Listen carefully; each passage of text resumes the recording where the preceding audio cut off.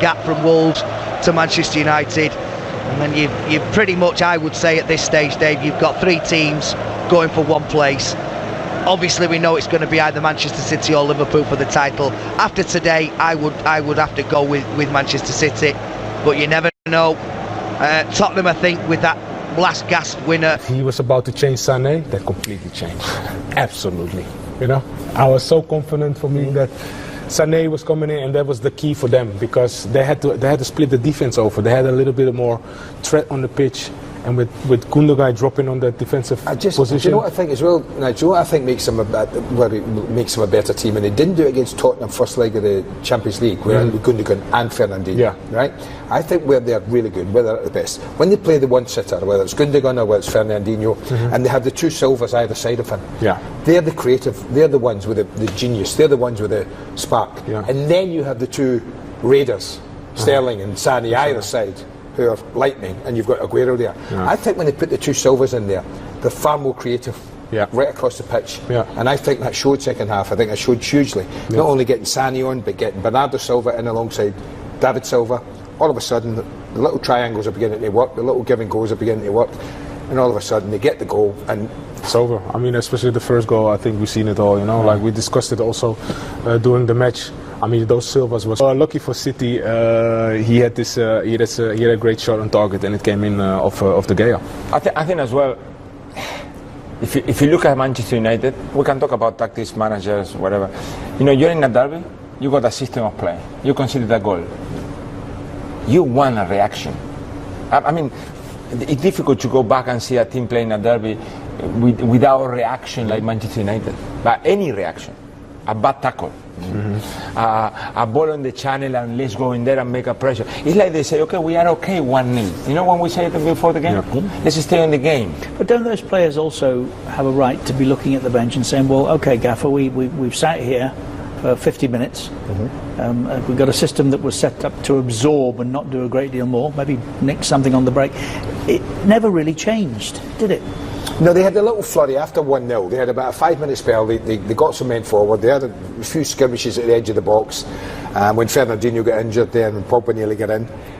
But apart from that, as soon as they settled against City, as soon as they settled and got the ball again, it was no way back from Manchester United. They were absolutely dominant.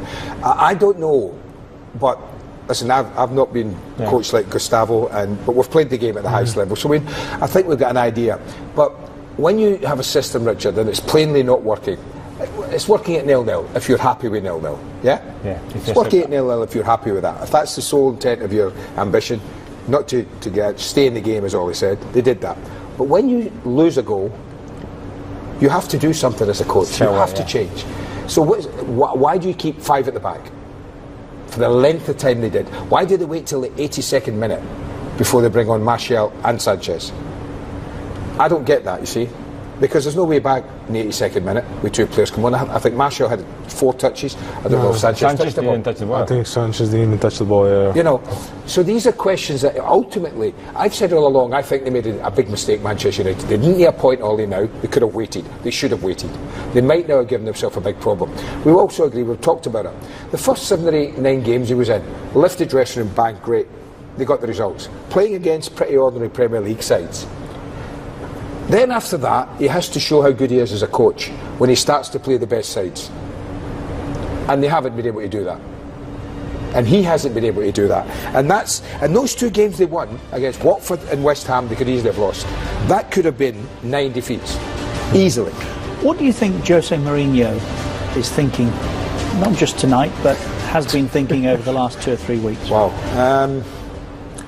Listen, any manager who loses his job and feels that he shouldn't have done, he might be sitting there with a little smile on his face saying, do you know what, when I said coming second with this group of players was one of my best achievements, maybe people will believe me now.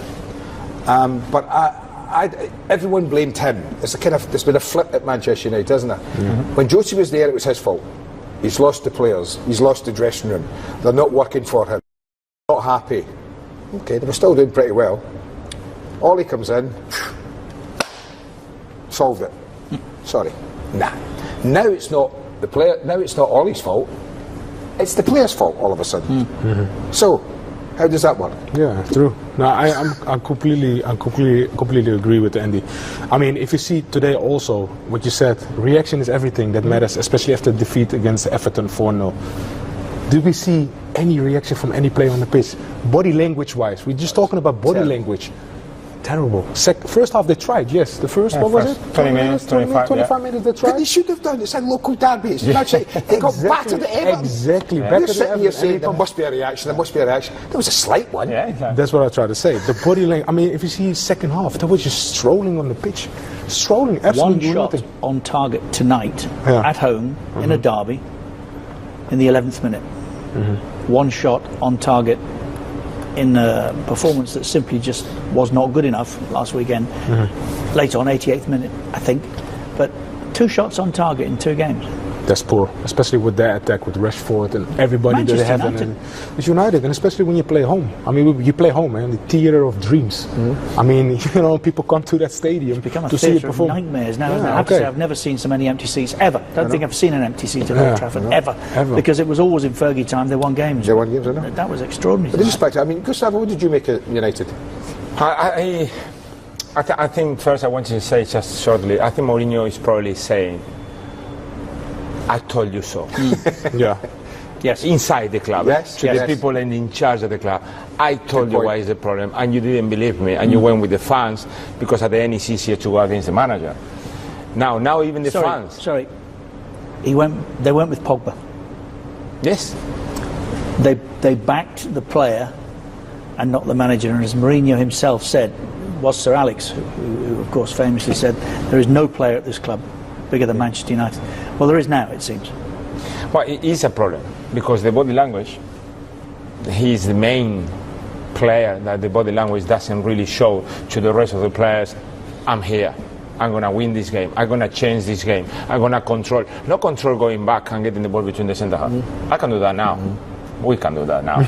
Well, maybe not. You're playing, sorry.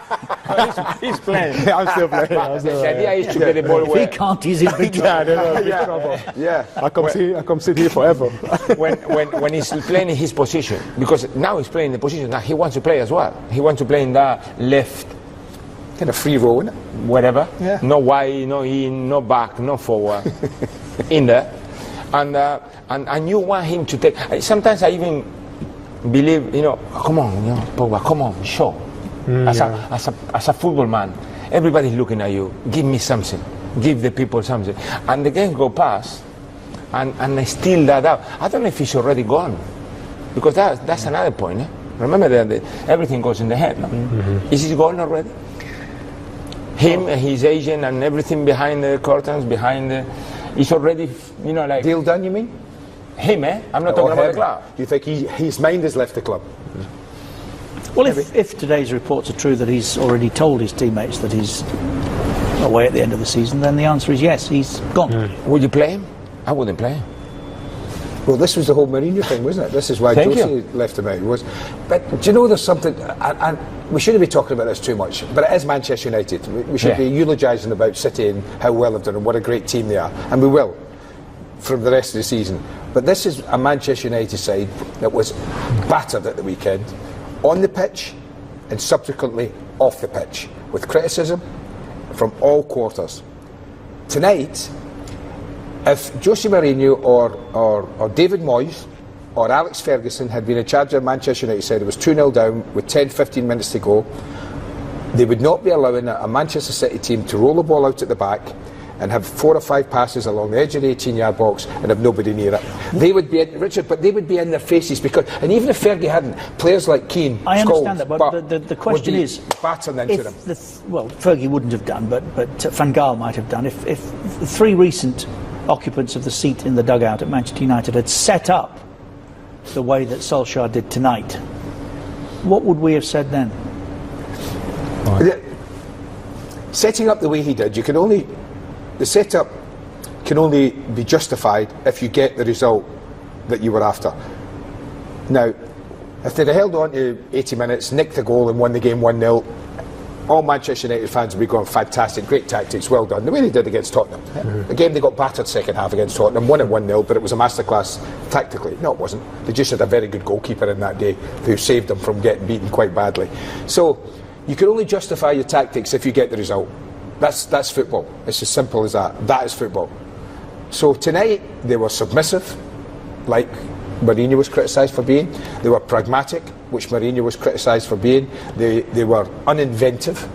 They really had no creation anywhere. I didn't see anyone with the ability to create something. All the things that the previous manager was being criticised for, that this is not the United way.